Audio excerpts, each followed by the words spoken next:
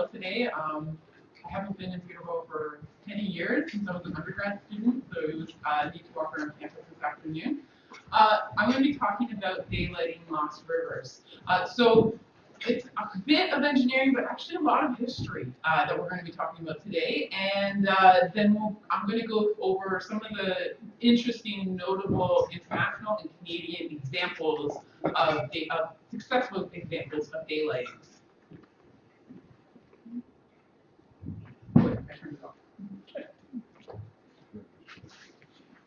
So rivers are very important because they shape our communities.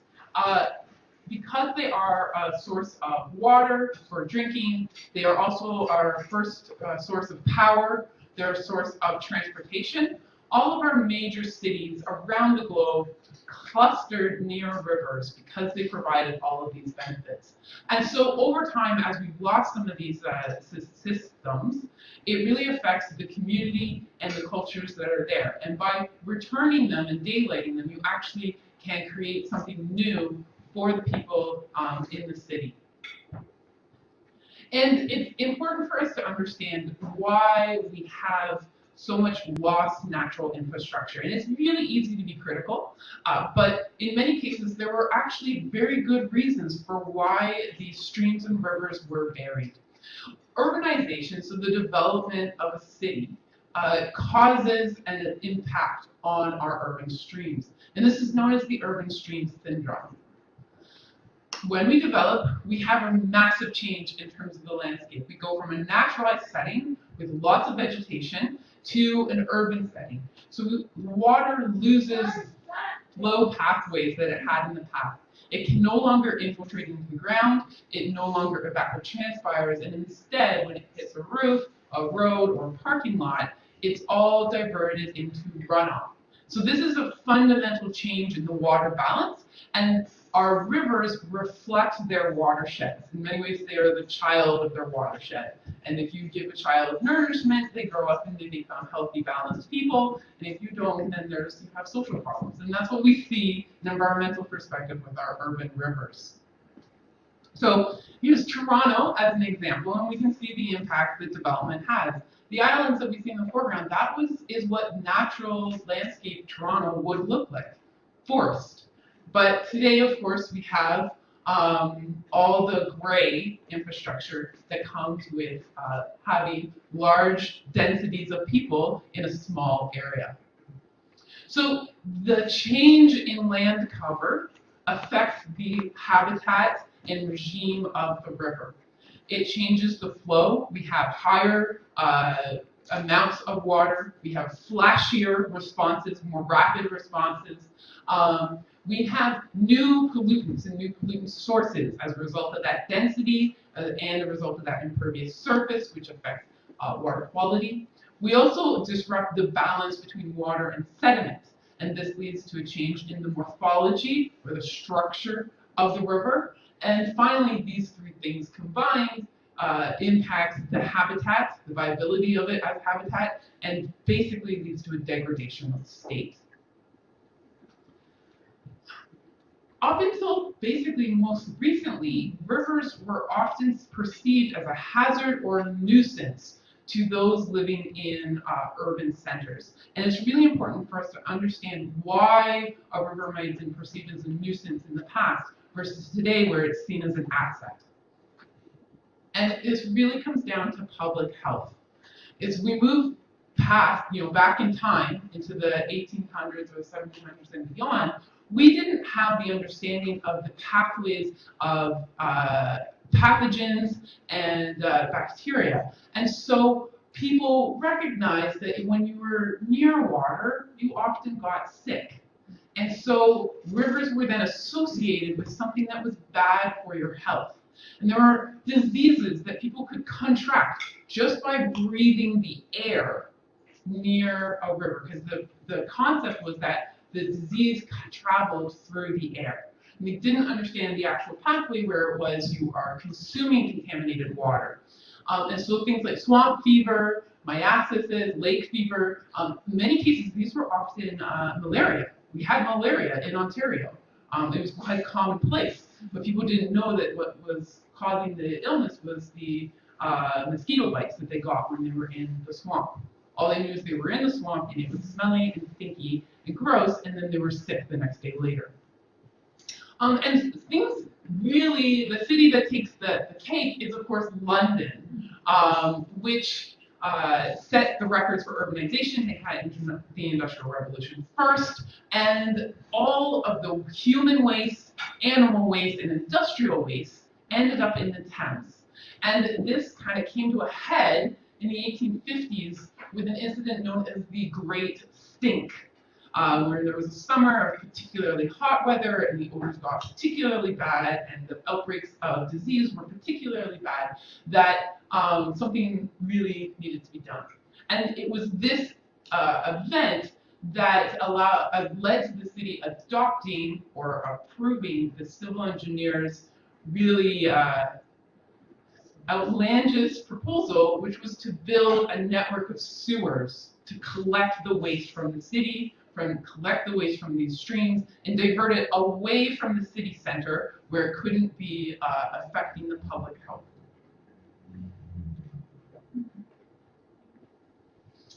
And the disease that really led to this, or really took this to an issue of crisis, was cholera.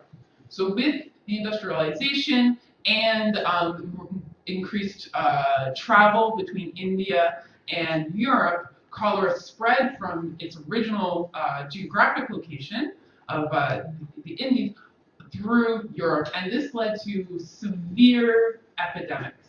And today, we don't necessarily have any experience with cholera, and it's important for us to understand just how virulent and terrifying an illness this can be. Now, I'm not a doctor, and so I can't convey that to you. So what I have here, if you can take a few minutes to read as I'm going through, is an excerpt from an excellent lecture series by a professor at Yale who actually goes through like global epidemics, and he describes, I think very eloquently, just how horrifying cholera can be when you don't have access to treatment. And someone could go from being seemingly healthy one afternoon and dead by the other afternoon. And because of the severe dehydration that you experience, you would see these horrifying symptoms where the blood essentially seemed to turn to tar because so much water had been lost from the body. And so you can see why this led to a crisis within the public and the adoption of some extreme solutions. So this is the result. This is the sewer network of London. So as you can see, it collects all of the major things and it's dumping it out downstream outside of the urban center. So out of sight, out of mind, or away from the people where they could be in contact with them. And we had a similar progression here in Canada. Cholera continued its global migration. It came across the pond, and in the 1830s to about 1854, there were over 20,000 people between out east, upper Canada, and lower Canada who died. And we have to remember just how small Canada was at this time. The city of Toronto was only about 5,000 people. So when 500 people die, that's 4% of its population. And that's only the people that died, not the number of people that were actually ill. And so this led to huge infrastructure development. What we have here is actually Gore Park in Hamilton. And the fountain that we have, you can still see this on display right in the heart of the city, it actually was constructed to celebrate the water distribution system that they constructed because of the cholera outbreaks. And so they're spraying the drinking water that's safe and clean as a public display of our achievement. So similar to the London situation, we built a number of interceptor sewers and we took all of our wastewater far away from where we take our drinking water. And we got some pictures here of some of the construction from that time period. Now, something that also happens throughout our cities is it's not just human and animal waste that we're trying to get rid of, but we also have a lot of industry taking place near our river systems. And that also releases a lot of pollution. And with the limits of technology, at the time, the best way to deal with pollution is just to get it away from the people. And you can bury it or build sewers, but the other thing you can do is you can increase the flow of the river. And you do that by straightening. So this is a picture of the Don River, again from Toronto, just because it's the saddest, most channelized stream you're ever going to find. But you can see they're taking it from its original meandering path and turning it into a straight canal. And this has the effect of increasing the velocity because it's still going through the same elevation drop, but it's a shorter distance now. It's a direct distance. So it's a steeper inclined system. Water flows faster, going down a steeper hill, and it's out in the lake away from anybody's backyards or roads or anything else that's going on in the city. And there's a huge amount of industry taking place in the core. We think of now industry, it's always out in the burbs, but that's not the way it was in the 1800s. It would have been right near the harbor, right near the rivers. So these two things combined, it's not a very far leap before everyone decides it's in the best interest to just bury these small river stream systems all entirely. And so, across North America and Europe, you will find rivers, entire streams that have been removed from the surface and put underground completely.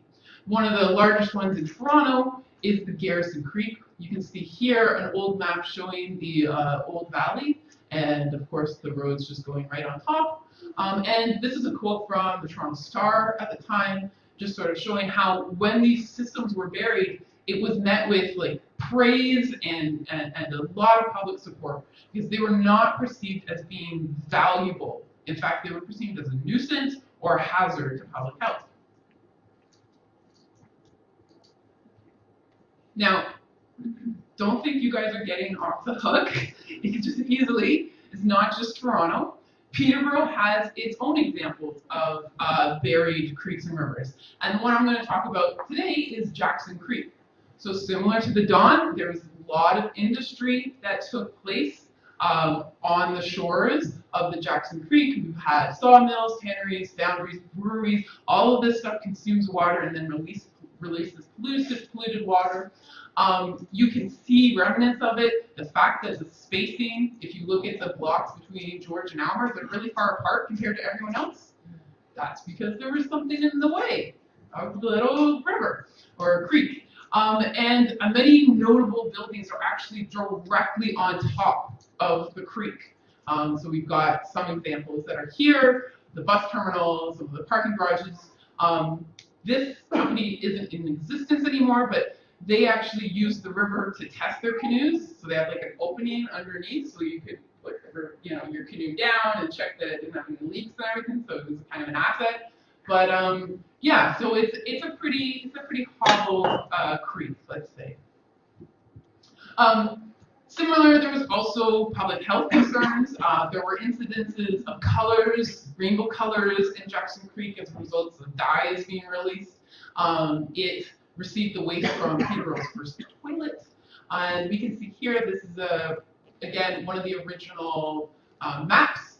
The area where you can still see the layout of the creek, as well as, this is now filled in, but the marshy lands at its connection with the main river. So this is where we have the situation in a lot of our historical downtowns. Today, we're very lucky, especially here in Ontario, because we have policies in place that force us to do development set back away from our creeks and streams. And we protect the riparian corridor, the land immediately adjacent to a stream. And this is a result of the Conservation Authorities Act. So conservation authorities are very much an Ontario thing. If you go to other provinces, they don't necessarily have a regulatory body that is based on a watershed. Alberta, for example, doesn't have this. Nova Scotia doesn't have this. So you don't have a centralized body that's kind of in charge of this sort of things. And conservation authorities are tasked with ensuring safeguarding our rivers and streams, protecting and managing the lands, protecting both human life and property from flooding and erosion, and providing opportunities. And this is very different, like corporate mindset than, say, for example, if you were in Halifax, where the water system might be, the infrastructure is actually owned by the utility. You can see a utility has a very different perspective than the utility of a river than a conservation authority. And that leads to different management practices. And all of the urban areas in Ontario are governed by a conservation authority. Not all of the province has a conservation authority because the municipalities have to request one from the province. So you get 2 municipalities in a watershed, they can write a letter to the province and say we want an authority, and then they'll form one. So that's why you'll see in a lot of the rural areas we don't have that. But Southern Ontario, as well as the major northern cities like Sault Ste. Marie and North Bay, have conservation authorities. Now, this isn't because we are more enlightened than some of our provincial neighbors, but it's a result of hurricane disaster that we experienced in the 1950s. So Hurricane Hazel, which basically hit all of Southern Ontario, wiped out a number of urban areas that were built right up to the edge of the river. And it left 40,000 people, which again was a huge population, homeless, and we had over 1,000 deaths. The worst impacted watershed was the Humber River. There was one neighborhood in particular where the entire street, a bridge upstream, failed, and so in the middle of the night, and so it washed downstream, it floated downstream, and bulldozed through all the houses on a road. You can still go back there. It's a public park now, and they have the foundation of the houses left. But this was sort of like the thing that opened everyone's eyes to recognize that just because it's land, if it's next to a river, it's still at risk of flooding. And so the Conservation Authority Act was really upped in terms of the power that they have, and they were given the power to purchase and own the land adjacent to a river. And so because of that, today, this is what we see. If we look at our new communities, so things built post-1950, we have these green corridors around our rivers and streams. Because you are not allowed to develop in that area because it is too dangerous. It is too dangerous that even though you might not see water there, and you might not see water for 100 years, it probably will happen and you will be flooded. And so you're not allowed to live there. So daylighting is the concept of trying to undo or restore these buried systems. And it can come in a number of different forms. It really just means revitalizing a part of the stream. So this may involve restoring it to a natural state, but it may not. It might just mean taking the lid off and leaving a concrete channel. Or it may mean bringing public art to the street level so that people can, connect with the infrastructure that is buried below. Garrison Creek, for example, if you're in that part of Toronto, you'll just suddenly come across public stamps that say, that map out on the roads where the creek used to be. And they also have in parks, they have blue canoes. So they have the canoes, to just remind people of the system that is still there. The creek is still there. The water didn't go away. But it's you're helping there's a social education and connection with the natural infrastructure in the urban environment. The concept of daylighting hasn't been around for that long. It actually was in the 1980s. So the first recorded daylighted stream, or when the term was used for what this is, was Strawberry Creek in Berkeley, California. And basically, it was a result of Carolyn Schmiller-Lynn's advocacy, and she was in charge of this Parks and Recreation Commission, and they had funding to basically build public space. And there was an old rail corridor that they were going to build a park in. And during the planning phase, they discovered that Strawberry Creek was actually right directly below and had been covered. So the original plan was just to leave it in place and put, green space and gyms and stuff on the surface. But as a result of her advocacy, they said, no, wait, we have an opportunity here. We can, we can bring Strawberry Creek back to the ground and move and bring it to part of the surface. And so that is exactly what they did. And so it was the first example of basically reverse engineering the work that had been done in the past. So the benefits of daylighting, there's a number of benefits. It can help with achieving regulatory requirements. So as new environmental regulations come in, it definitely helps with improving urban air quality. It improves water quality. Often it helps mitigate flood because you're providing additional space for the water during that instance. It provides cultural services, opportunities for recreation. These become points of interest that people naturally gravitate to, so it can create communities because now you have a focal point or a center or a heart. And then it also provides really important environmental services. When we cover our rivers, we cut it off from the trees and atmosphere, which are the start of the food chain. It's the leaf material that falls into a creek that is the very beginning of the entire food chain. That gets decomposed by the organisms and then leads up and up and up and up. So if you don't have that connection with the forest or riparian, then nothing can follow. It also obviously creates habitat. Fish I'm scared of the dark. Fish are scared of the dark. They're not going to hang out in kilometers long, completely pitch black water. You need to create areas where they can see, where they can hide, where they can cluster, and where they can just do fishy things. So some really exciting examples. These are my two personal favorite examples. The first one is Gunjan River in Seoul, South Korea. And it was daylighted in 2005. So this Seoul is a century-old city, huge density, and it had been, there for years. There had been tons of development. It had all the sort of public health issues that we've already talked about. And in the 1950s, the government decided that this was an excellent place, since the creek wasn't providing any benefits to anyone, to put an expressway. So a freeway was built over the river or the stream.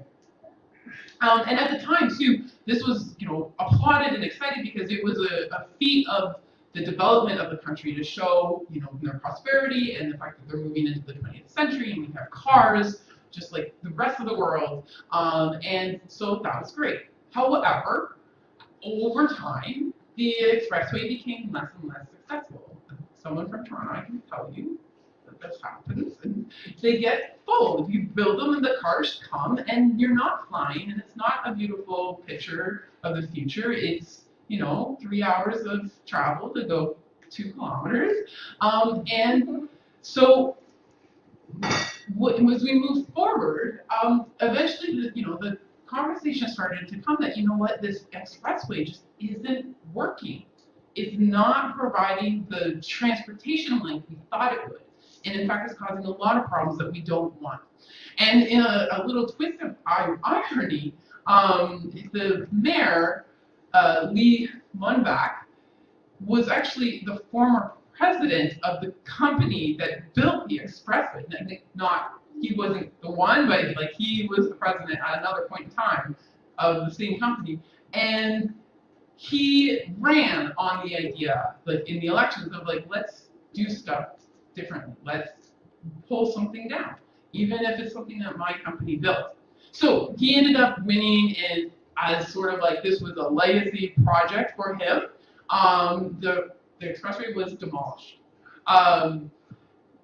It's a very challenging system because even with it being removed, the river is still cut off from its headwaters. So the areas that would have provided that source water doesn't really exist anymore. So in order to keep it like wet all year round, they do a combination of things. Groundwater from some of the subway locations is actually pumped and used, but they also divert and pump water from the lower or the downstream tributary or the main river, treat it, and then release it. So in some ways, this is a very large public fountain. But even so, I think we're going to see in the next few pictures, it creates all kinds of really exciting environmental benefits and social benefits, cultural benefits. So this is it today. It's absolutely spectacular. So as you can see, you're in a downtown area. You're not going to have a natural system. You still need hard engineered materials for when you do have floodwaters. So it is essentially a concrete channel, but it is a beautiful concrete channel. And it's done in a way that even though when we have high flooding events, this can all fill in. During the other times of the year, this is now accessible to the public. People can come down and they're actually encouraged to interact with the water. There's steps inviting you to come down. There's things in the middle that you can hop on. There are points of interest for photos, and this is a center place for tourists and all sorts of things. Here's another photo of it today. Vegetation is introduced in areas. Architectural points of interest, features, and it's a great example of revitalizing a space and blending together a good balance between engineered benefits and services, cultural services, and environmental services. So there's been a lot of research on this site, and there's been a number of really exciting things that have happened. The most significant benefit is urban heat mitigation. So we know cities are hotter than their surrounding environments, right, because of all that black surfaces and lack of vegetation. So by creating this water surface that goes for kilometers through the city, that water is cool, that water evaporates, so it has actually lowered the temperatures in the blocks adjacent to the river. They've seen improved quality of air. We've got rid of all those cars from the expressway. Let's be honest, that's what's happening. It's not the river. But there's been a 10% decrease in nitrogen dioxide, 15% decrease in particulate matter. It is supporting aquatic life. And the most exciting thing, especially from someone who's in Toronto and has to listen to debates about bike lanes all the time, they actually noticed that once they removed the freeway, people adapted and they started traveling to the downtown using different modes of transportation. They've actually seen an increase in the usage of public transit, an increase in the use of pedestrian and alternative ways. So again, sometimes if you build it, they will come, but if you take it away, they don't leave. They just adapt. Now, the next example that we're going to talk about is a U.S. example, and this is New York, Sawmill River, and it's in a town called Yonkers. So, again, this was an industrial town, and it had sawmill. Obviously, you can see what maybe the river was used for. Went right through the heart of it, right through the downtown core, had a lot of problems, erosion, water quality, and in the 1920s, the city decided that, you know what, we're just going to put a lid on this so that we can build right in our center of our town or our city, a beautiful new age parking lot. And it's easy to make fun, But at the time, 1920s, like the car is a miraculous new technology. Of course, you want to show it off in the heart of your city. Everyone wants to come down and look at the cars. Everyone wants to touch the cars. And it's like us in 50 years. People are like, why did they care about the iPhones? That's so dull and boring, right? Things change and evolve. But at the time, this is what they wanted to do. And we also didn't understand, like from a landscaping perspective, what the implications are. That this creates a desert. That there is no heart. This becomes an area that people don't want to go.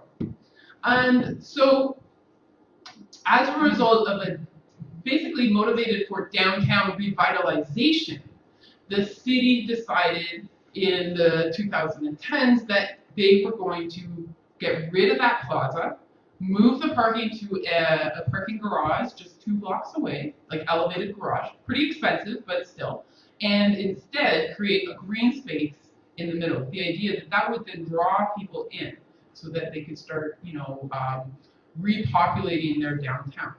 So here are a couple of the construction photos, and they're pulling off the lid. And this is Sawmill today. Now, this is a revitalized stream. So it connects down to the Hudson. So they actually have both freshwater and saltwater pools, because this is one of those transition areas where you move from saltwater to surface water. These are 2 structures for wildlife migration. So they have fish ladders as well as eel ladders, because there's some species of eels that I guess goes up the river. Here it is again, some more photos. And create, again, it's not just about the engineering, it's also about the landscaping and bringing opportunities for people to actually connect with the environment and their surroundings. Now, this is actually only phase 1 of 4 phases.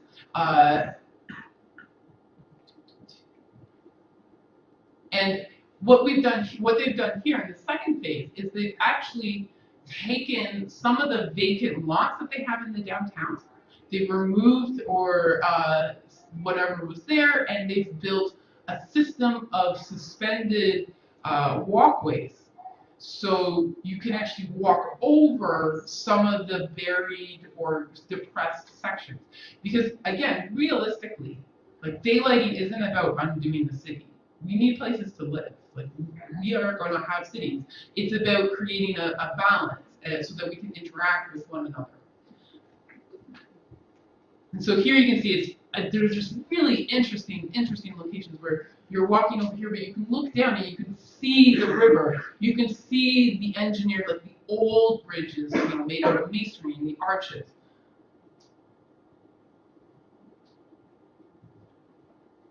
Here it is again. But again, points of interest, things that people will gravitate to because it's interesting, it's captivating. Now, Canada, we don't have anything quite as impressive, but we do have some really exciting projects that are taking place at the moment. Now, I do have a news clip. Oh, I don't have a partner. I don't think I can do this from here. Just share with me. See if this works.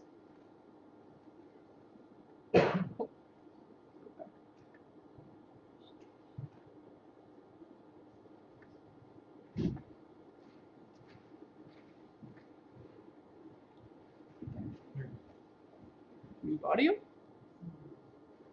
No, it's supposed to be on there, but they don't have audio. Well, I can talk over it. This is Hastings Creek in Vancouver. It again is a phased project where they are connecting what was buried, and they've done the first phase. But eventually, the whole stream will be connected to its source, which is a pond several kilometers. And so again, you can see this is a space where you have, it's not so urban, so you have the ability to make a more naturalized system. But we still have, hard engineering for some of the more urban floods that we might have to deal with. This is the advocate guy who's super excited. He's been working on it a long time, and There we go. And that's just out of order. Oh no, sorry. Oh yeah, we've got a Canadian sawmill. Here I'm getting confused. So the other example that I have is Dartmouth, Nova Scotia. And so this is Sullivan Pond, and this is Sawmill Creek, which goes all the way down here. And this is, again, as I mentioned, this is actually, it was buried and it's under control of the water utility. But the infrastructure is failing. Culvert is collapsing. It's 100 years old. It needs to be repaired. And so they also have provincial legislation that when you go in to do a repair, if there isn't fish passage, you have to create it. And as I said, it's really hard to have fish swim upstream in a completely dark environment. Like if you were something that might be eaten, are you going to feel very comfortable trying to navigate all the way upstream? No. So because of this, they have to basically come up with an alternative, and the engineers have been pushing for daylighting. It's been a very challenging project.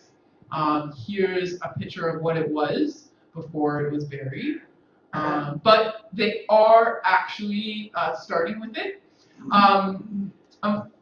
The history of this one was that there was actually some development, like some condo development that was built over where the creek was, and so they just moved it.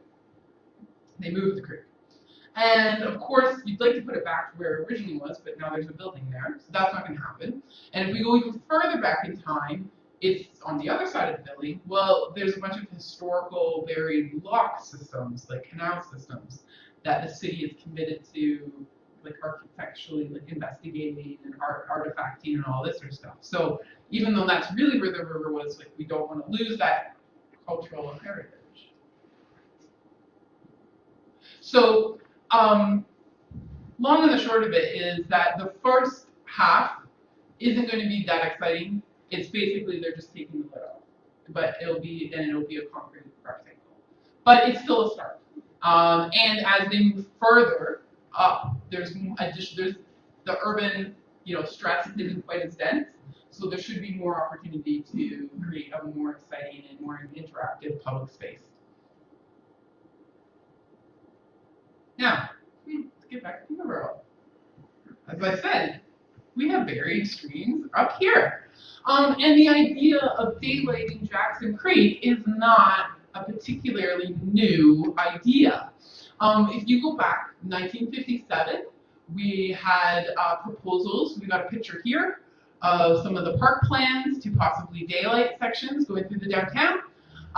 But similar to Yonkers, around the time, public space, yes, that's very important, but the cars are so cool. Cars kind of won out over public space. It was the 50s. People didn't know any better. There was also pollution was still a really severe issue, and so the concept that it probably was the thinking was that it was better for everyone if we just kept it away from the public. Move forward, fast forward to 1978. The idea of daylighting Jackson Creek resurfaces again. Once again, unfortunately, there's a public meeting, and if you've been to a public meeting, you know how long they are and how little actually gets resolved. But in the minutes, they actually have basically a statement saying well, we talked about a lot tonight, but the one thing we can agree on is Jackson Creek should stay buried. Following that, we have the Charlotte News. I'm not sure where that is, but that's what the record said. 1994, downtown was given a special policy area. A lot of our historic areas have this. Basically, it means that you don't have to follow conservation rules. And that exists because, what do you do? Downtown isn't a floodplain. We can't move downtown. People are still going to live there. We have to keep it, so we kind of have to adapt our regulations. After the policy, special policy area was approved, though, this led to King Street parking lot, which is also directly on top of Jackson Creek. So this is Jackson Creek today. I think we can all imagine very easily how there are actually opportunities here to make this accessible. This isn't a polluted system, right? There is cars. I see a number of millennials in the audience. Millennials don't drive. I know. It's now like a requirement for my students to get a license because they don't have licenses. But our relationship with cars is really changing, and the younger generation is not nearly as enthusiastic to drive as, say, I was. And we have the technology now that we don't have the pollution issues and the pollution concerns that we did in the past. So creating opportunities for people to publicly like walk down or access water isn't as dangerous or hazardous as it was in the past.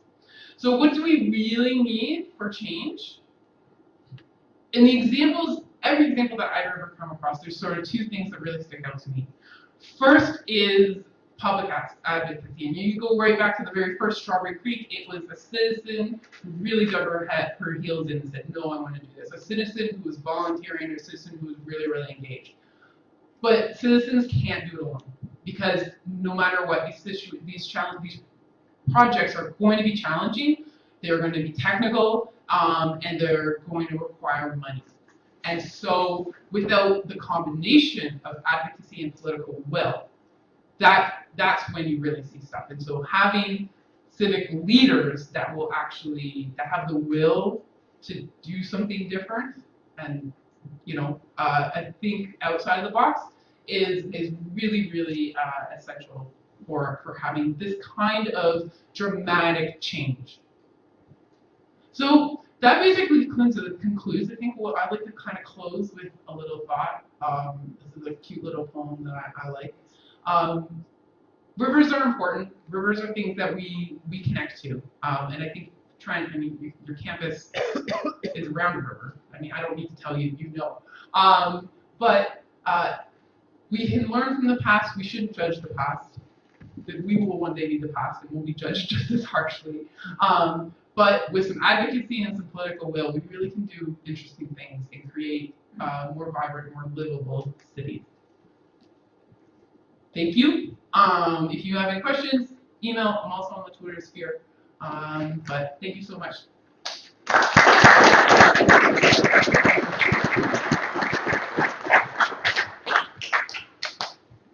Great. Thank you so much for that. It's a fascinating talk. So I think we're going to open it up to questions. I don't know if you want to. Yeah, can we just turn on the yeah, I don't know.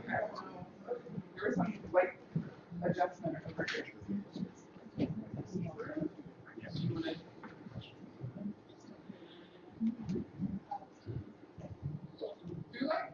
Is that good?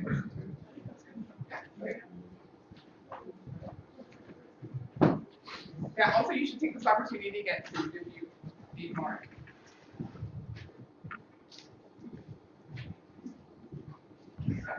Go back. In your slide on Sadlier Creek in Dartmouth, the first one showed the old map. The reference at the bottom said, like it was a report that said, daylighting Sadlier Creek, rebutting the staff report. So presumably the staff report suggested that we daylight it. So that No. So it is a complicated project because the utility, it was rebutting the utilities report where they had been provided with recommendations from the consulting engineers, and they were basically supporting not daylighting, and so this was then like it's been back and forth, and this is some of my comments about the difference in like corporate philosophy. If your utility, like their philosophy is not environmental, right? And so the things that we see as valuable and its benefits were perceived as just, well, this is more expensive. But the fish passage provincial has been like kind of the nail in this project because there was no way to get around it. They needed to repair this stuff. It wasn't safe anymore. And once you do that, you have to create the fish passageway. There's no other way other than daylighting it. Sure. I was wondering if Ontario has similar legislation for fish passage? I don't know the provincial rules for that. It's not quite as severe. I think then say because fishing is like actually important, and you have like ocean fish that come into the rivers for spawning that are going to be supporting the economy. But we do have certain things where if you have a project in the river, you need to have like a net zero impact. So if you remove, you need to put just as much habitat back in. Yep. Comment on that one, if you're taking a dam, or you have the opportunity to take a dam, it's really hard to argue to keep it. Yeah. Oh. But that's not one of my questions. Mm-hmm. You were talking about the pollution issue, and it's true that a lot of the pathogens aren't prevalent in the water. But what's really still there in the sediments is historic content. So Garrison Creek, you raised, there's a lot of PCBs in that river from the water. And if you look at in Toronto, the Toronto River, you go down very far in Keating Channel, you're going to find really contaminated sediments in that river. If Yes. you want to put the meanders back in there, they're going to have to deal with some pretty. Yes, you're absolutely right. You're absolutely right. So I just didn't know to what degree that's an issue, and have people been addressing it?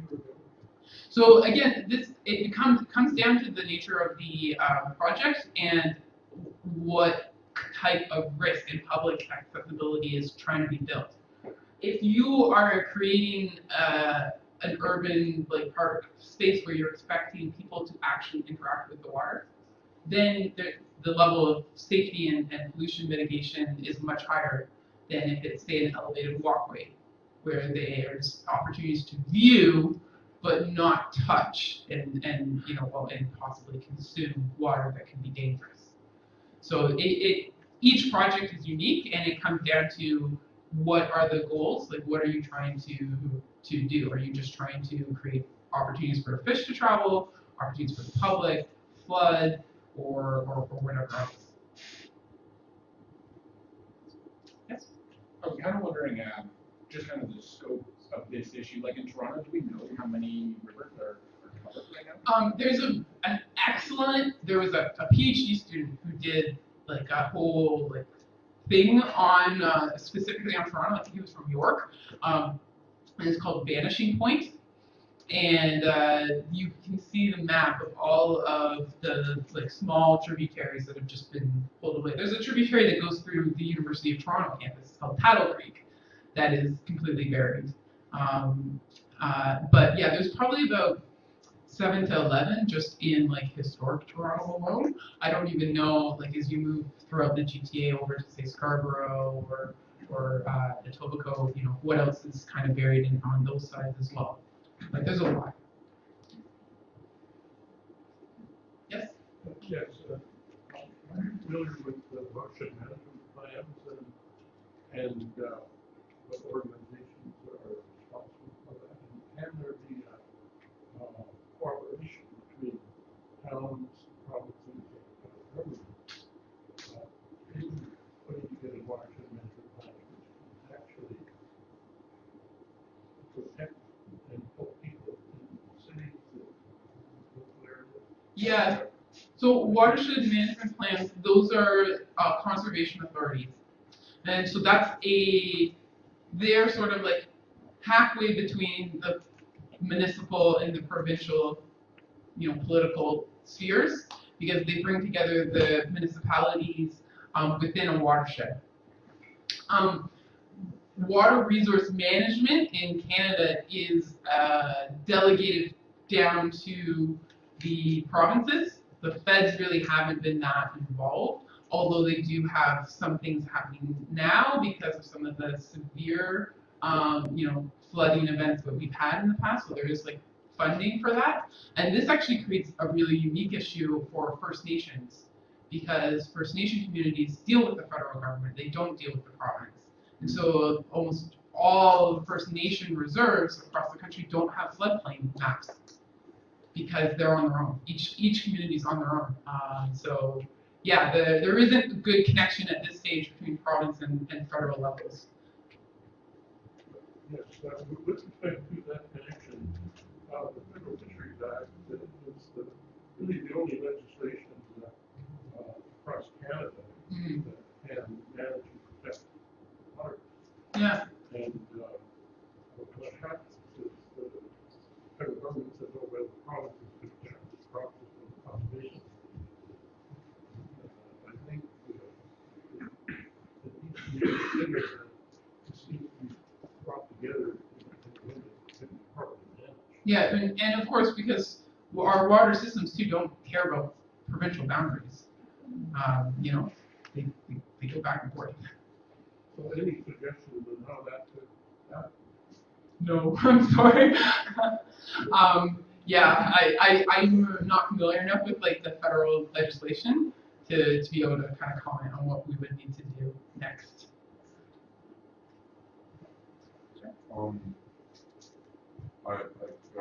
I see myself in an experience of in the experience of this kind of idea should be brought into developing communities.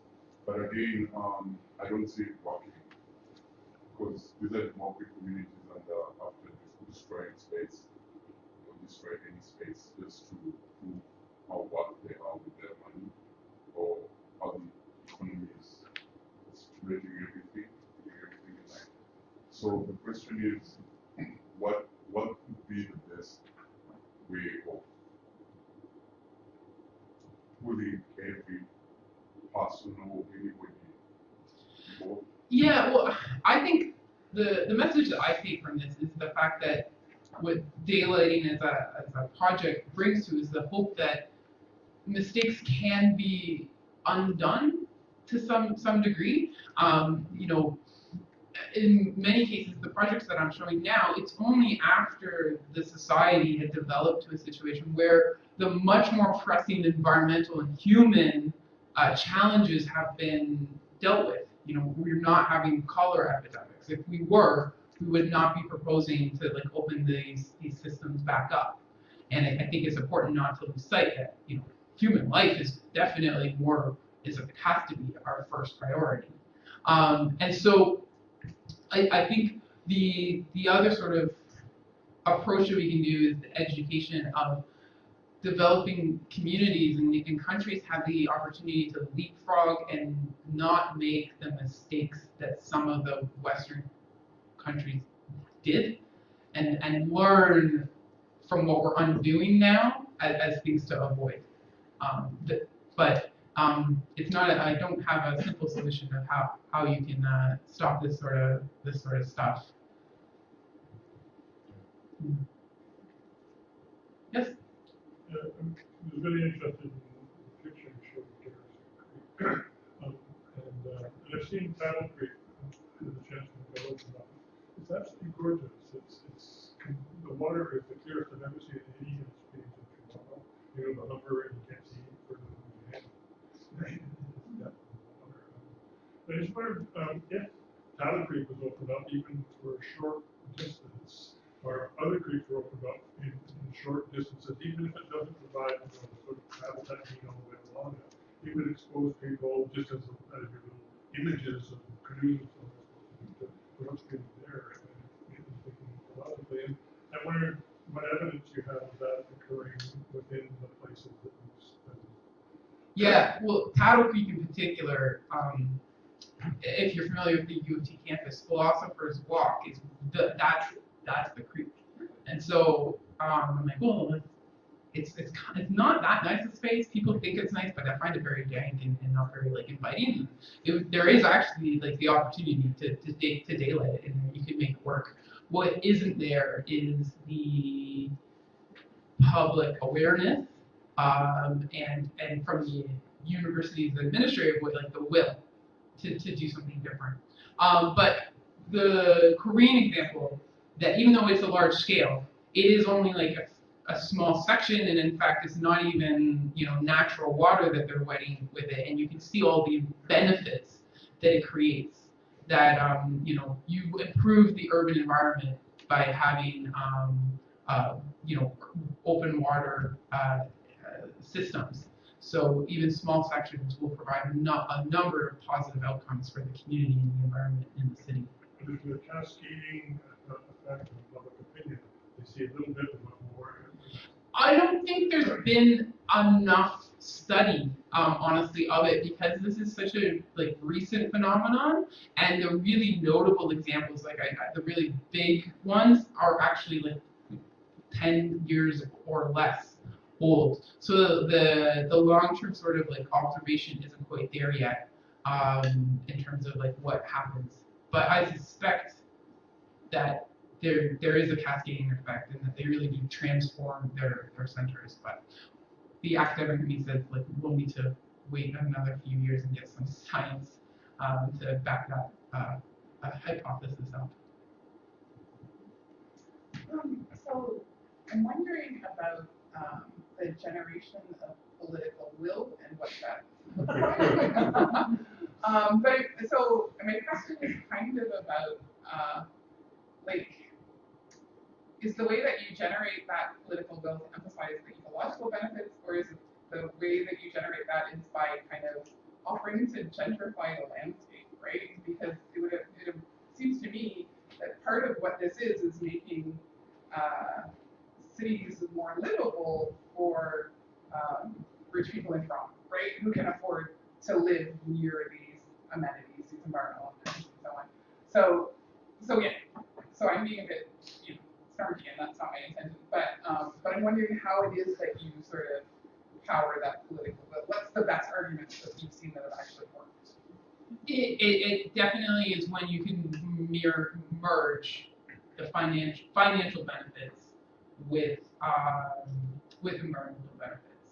And the other thing is we're looking for opportunities when they present themselves. So a lot of these, for example, the sawmill in Canada, this is an issue of infrastructure that needs repair.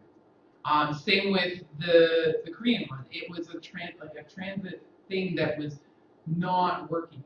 They needed to do something different with it because it just was too far, needed too much maintenance. It was not working in terms of transportation and that sort of stuff. And so that's like kind of the keystone, that when you have a creek, but you also have other things that are going to be simultaneously addressed by this work, and that's when you see something, you know, momentum happen, and things actually change.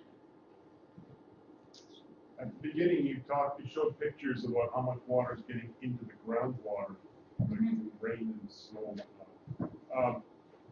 If you could gather that by getting rid of some of the pavement and put it into these underground rivers and streams, would that let more water get into the groundwater table?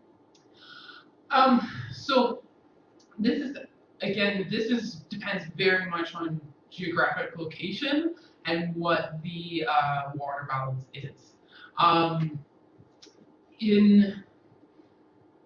Let me think about this for a second. So, sorry. Well, okay. So, by creating places to sustain that vegetation and infiltration, that can maintain your rates into the groundwater table, which the groundwater then does feed back out and provide the source water for your surface, like for your stream network. In most cases, the reason that the river has been buried in the first place isn't because it lost its groundwater. It's because there was so much additional surface water generated by the rivers and systems that this changed the flow characteristics in the stream. And it then started flooding people that lived nearby. It started eroding, so channels will get deeper and deeper and deeper, because after each event, they just pull down the sides or they pull down the bottom until they hit bedrock, and then they just start going wider and wider and wider. And then we just make them really hard. We make them into concrete so that they can't move.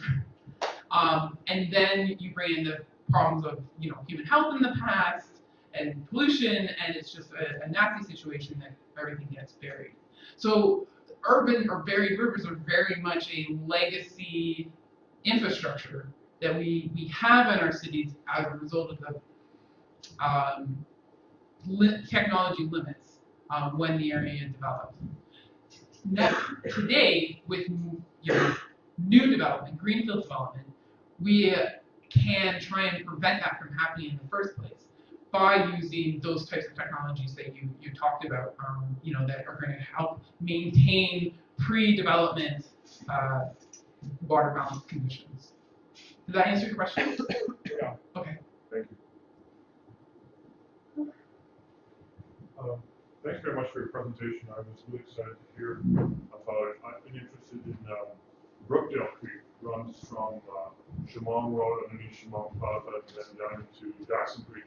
And I'd be interested in hearing just from the audience if there's other places around Peterborough where you see prospects for daylighting some streams. Any other thoughts on places? Well, there's a spot along Crawford Drive. They buried the creek there. You notice that Crawford Drive, and then there's a green space, and then there's the houses. What used to be open, these fish used to go up it. And I think that was up into the Harper Valley Park, or Harper Park, where they're going to put the casino. Any other places around town that people are thinking of? There's a couple of buried sections of Upper Byersville Creek. Yeah. Great. Well, I think there's lots of places, including Jackson Creek, of course. And I'd also be interested in hearing your thoughts and gathering some of the experience where there's some policy that might support the daylighting. So as opportunities arise, such as class environmental assessment occurred about a year ago for Brookdale Creek that I'm interested in. Are there some other examples where that's being encouraged to be at least explored, or the utilities being asked to look beyond, say, their particular mandate, but to bring in other interests so that it becomes a wider assessment of the value of doing that kind of work? Well, I think there's a lot more appreciation and recognition for the role that our natural systems provide, like for benefits and services. Green infrastructure is a term that didn't exist 10 years ago. And low impact development, which is my group does a lot of work in. I mean, this is something that when I started was like small, and next year it's going to be mandated by the province. So there's been a real paradigm shift that's taking place, and I think especially in engineering, and it's really hard to change. Engineering is a very conservative profession. They're very risk averse. So they'll just stick with what they've done in the past, even though it might not be good, just because they're more scared of what they don't know than like the evil that they do know.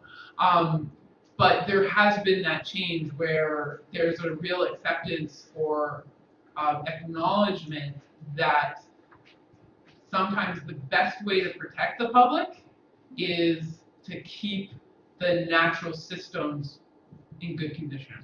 That those are actually a part of the urban infrastructure system. It's not just sewers and roads and bridges. It's also creeks and valleys and ponds and wetlands, and we understand and we can measure and quantify like what these things do. And in terms of flood mitigation, in terms of urban heat island, and when you put climate change into that factor, which is every engineer's like worst nightmare, because we just have no idea what's going to happen in the future. We know that natural systems are much more resilient than human systems, and I think that that's also kind of leading, why this is becoming more accepted, professionally, not just all across North America. And yeah.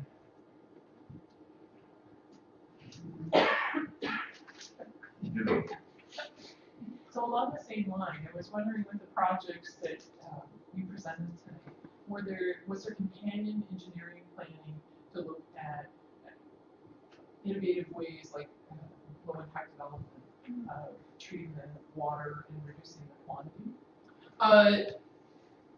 Yes. The Korean one I can give less comment to, but in many cases, you know, by a natural system, if we look at Sawmill US, it creates a system that's going to be more sustainable and stable because natural systems actually are a lot rougher, right? Like you saw the rock and the steps and the irregulars, that actually creates balances the dynamic energies of a river system much more effectively than a perfectly smooth, straight flume, which they had, which just rushes all the water straight through. And so these systems, this is why they are so challenging, because there's a lot of work and a lot of different disciplines that need to be involved. I'm obviously talking about the area I know, but that one too, they had a lot of people talking about, okay, how are we going to provide opportunities for the species that we want to help support, you know, in our state and in our county, and provide mechanisms for them. They had stuff for public education, like it's functioning as an outdoor classroom. There's all these other things that are going on in addition to just. And I guess I meant the conveyance to the surface water that had just been uncovered, like the traditional storm system of rapid conveyance off impervious surfaces.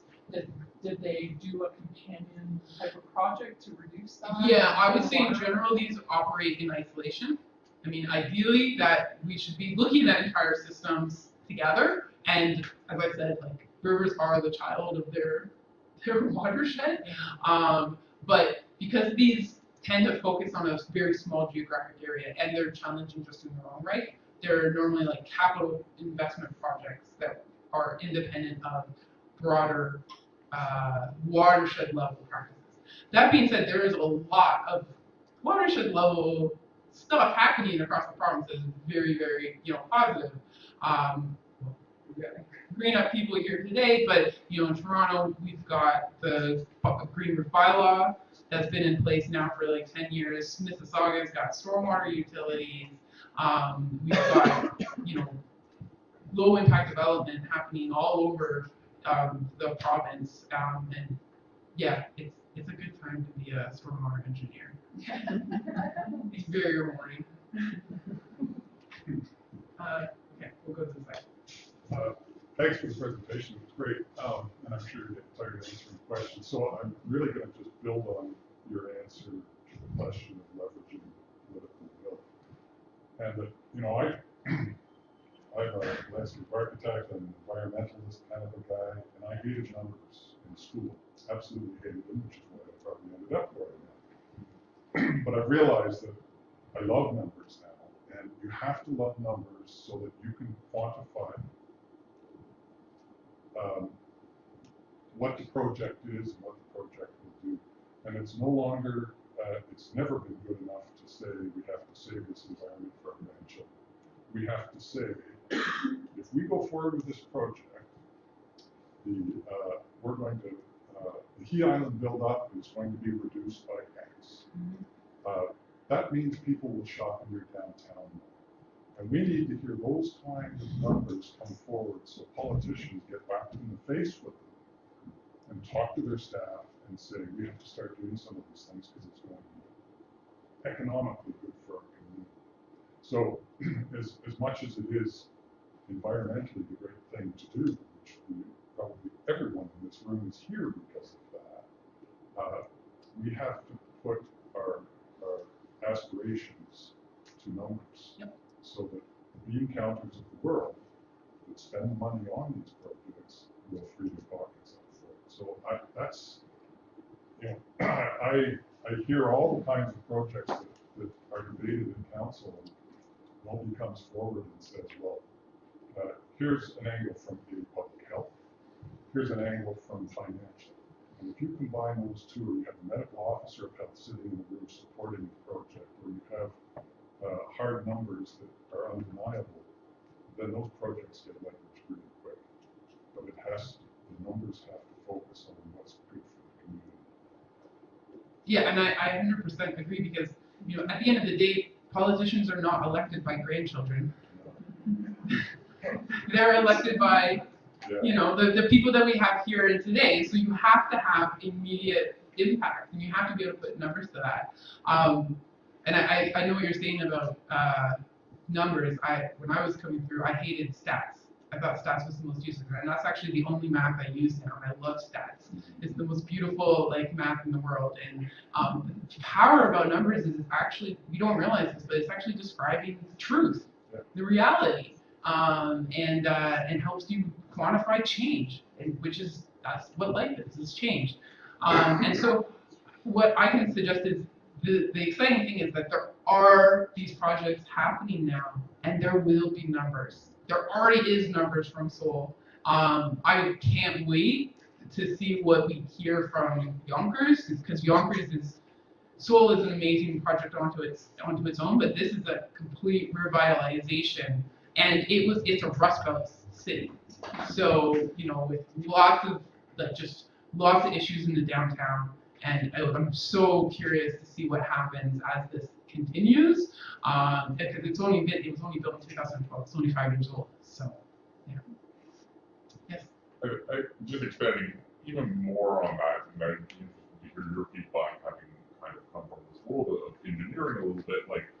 So I think one avenue into engaging with politicians is through city staff and that sort of thing. So I think there's a lot of people in this room right now who are particularly frustrated in a lot of ways because we have city staff who are advocating for things that might not necessarily align with the values that we would appreciate if we come out of committees and things like that, with providing recommendations that have numbers attached to them and all these things.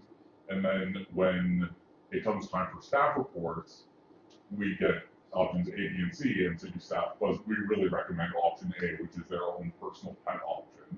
And so I think there's a lot of pent-up frustration within this community, especially around that issue. And I'm just really curious from your perspective, when you're engaging with engineers, how do you get them to kind of break down this barrier? Because even if you bring numbers to the table, it doesn't even work half the time. It's frustrating. I can certainly speak to the engineering profession, maybe not all of city staff. And there's always the individual, quagmire. When you just have one person of a personality like that, sometimes that can be a block that is insurmountable. But in engineering, there's a huge change that happens from the students that I graduate and the people that I then interact with professionally in the working world. And it's a really sad evolution of when they leave school, no one goes into engineering. Most of the students that are in engineering are there because they want to make change and they want to build better communities and they want to do great, wonderful things. And then you move 5 years into their working profession and that's all gone. It's been crushed. It's been just driven right out of them, and they just don't want to get sued. And so that I think you need to. I can only when interacting with an engineer, if I can be a spokesperson for them for a second, coming to it with it might not be what you first think of, but with a degree of empathy is really, really important, because I don't think it's easy to, just as I say, it's so easy to criticize the people of the past and how silly they were, but you also need to remember the engineers, when things go wrong, it's on you. It's a weight. It's a weight that I've seen, friends of mine just age because of that responsibility. Because you are graduating people, and I know this is off topic, but you're graduating people that they've been sold on big ideas and making a big change, and they take that with them, and with their projects, with the nature of either consulting or a project, they are really you don't forget that, right? You take a vow when you become an engineer. Like it's a little cultish, but and so empathy is really, really important because people will not listen to you if they think that they are being criticized and they think that they're being judged. And it's silly, we should be professional about it, but it's very, very true. So I think that would be my first stepping point, is to be very empathetic. And then the other thing, you really need to listen to what it is that is their clinch. Whatever, because that's going to be different depending on what profession or which staffer you're talking to. If it's transportation, then they don't care about public health. They don't care about that. And so you really have to only talk in that language. And if it's safety or if it's flooding, then that's what you have to break down that argument because the other benefits are not going to mean anything. And unfortunately, we're very blinded to things that don't already fit our predetermined perception. And so a lot of patience is the last thing that I would say. Sorry for the long. But I think if there's one more question, because you've been answering questions for a while. A little less political. Thank you. But when you were showing us the pictures of some of the successful daylighting projects, I sort of had in the back of my head, especially with the Seoul example, about how this could sort of maybe be applicable to flood preparedness in terms of with climate change. I've seen other cities, when they rebuild, they kind of create these wide open spaces to let the water in when there should be a flood and then to let it back out. And I'm wondering to what extent daylighting can really be a tool in that sense to create these sort of seawalls or areas for the water to flow in those events. Yeah, well, and I think it's a very important benefit because when you are confined on all four spaces, this then blocks the water from traveling upstream. And so what it does, though, is it might not necessarily remove the flooding, it just might make it less severe, but more widespread. So there's a lot of work that needs to be done, to look at the costs and the impacts of doing this. But generally, we recognize leaving more space and leaving that open is going to provide less destruction. And there's a real change taking place in terms of just recognizing that flooding is natural. We can't get rid of it. Maybe what we should do is change our behavior. Maybe we shouldn't be putting our TVs in our basement, right? I mean, it's hard. That's a lot harder to do, and that's where the idea of distributed systems is really getting popular. And in the Asian cities, which have a much bigger extreme, sort of a wet season, the high season, GreenUP from LAD, the term they actually use is sponge cities. So they're actually now starting to develop campuses and neighborhoods where you're just recognizing that, what? It rains and this is going to flood. But we built things so that you can just deal with it. And that's what resilience really means. It doesn't mean stopping the bad thing. It means being able to sustain it and get back to your everyday life more quickly. That's a good closing question. Thank you so much. I love it when I have audience that's actually really excited, and I hope you enjoyed the presentation and my ramblings. But yeah, it was wonderful.